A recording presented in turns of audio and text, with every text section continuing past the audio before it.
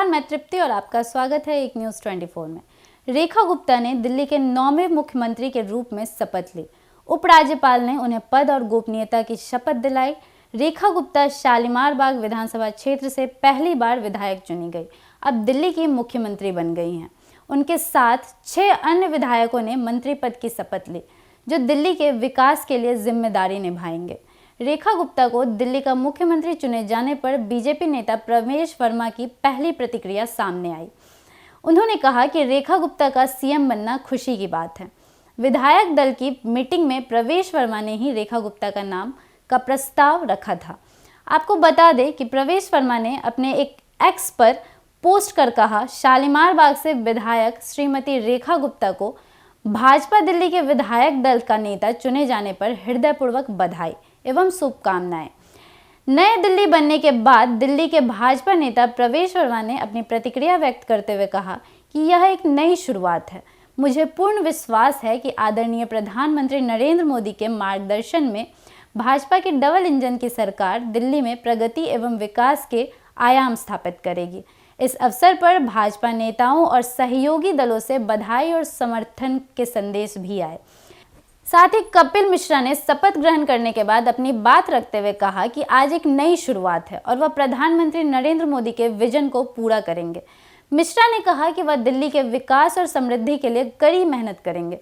रविंद्र सिंह नेगी ने इस मौके को ऐतिहासिक बताया। उन्होंने कहा कि यह दिन दिल्ली वालों के लिए खुशियां लेकर आया है और विशेष रूप से महिला मुख्यमंत्री के रूप में रेखा गुप्ता के चयन को प्रधानमंत्री मोदी के नेतृत्व में महिलाओं का सम्मान बताया।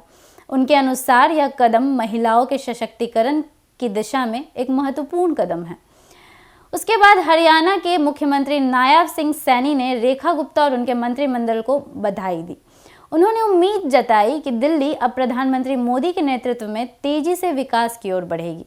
उन्होंने कहा कि दिल्ली और भारत में हो रहे विकास के परिणाम स्वरूप दिल्ली को भी फायदा होगा। इसके बाद केंद्रीय मंत्री हरदीप सिंह पुरी, बिहार के उप मुख्यमंत्री विजय सिन्हा और कई अन्य नेताओं ने भी बधाई दी। अब सवाल ये है कि सीएम बनने तक का सफर रेखा गुप्ता ने कैसे तय किया। रेखा गुप्ता का शालीमार बाग विधानसभा क्षेत्र से पहली बार विधायक चुने जाने के बाद उनका नाम दिल्ली की राजनीति में चर्चा का विषय बन गया। वह भारतीय जनता पार्टी की सदस्य हैं और पार्टी के सक्रिय कार्यकर्ता के रूप में उन्होंने कई महत्वपूर्ण कार्यों में भाग लिया है।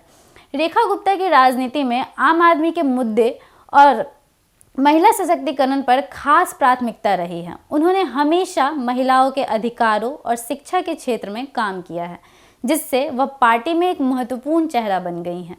रेखा गुप्ता का भारतीय जनता पार्टी में योगदान लगातार बढ़ता गया। वो पार्टी की नीतियों को जनता तक पहुंचाने के लिए हर समय तत्पर रहती थी। आपको बता दें कि पार्टी के उद्देश्य को पूरा करने के लिए कार्य करती रहीं। शालीमार बाग विधानसभा क्षेत्र से विधायक बनने के बाद यह पार्टी के लिए एक मजबूत स्तंभ बन गई और वह धीरे धीरे पार्टी के अंदर अपनी पहचान बनाई। रेखा गुप्ता के नेतृत्व में दिल्ली की राजनीति में एक नई दिशा को देखने को मिली। मुख्यमंत्री बनने के बाद उन्होंने दिल्ली के विकास के लिए कई योजनाओं की शुरुआत की है। उनके कार्यकाल में दिल्ली के शिक्षा, स्वास्थ्य, महिला सुरक्षा और बुनियादी ढांचों में सुधार की दिशा में कई कदम उठाए गए हैं। उनकी मंत्री पद के रूप में शुरुआत ने दिल्ली में भाजपा के डबल इंजन विकास मॉडल को और मजबूत किया है। उन्होंने कई विकासात्मक योजनाओं को लागू किया, जिनसे दिल्ली वासियों को सीधा लाभ मिला है।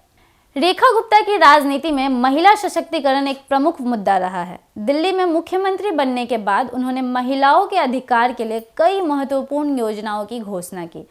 उन्होंने महिलाओं के खिलाफ हिंसा को रोकने, शिक्षा और स्वास्थ्य के क्षेत्र में सुधार और महिला सुरक्षा के लिए कई योजनाएं बनाई हैं।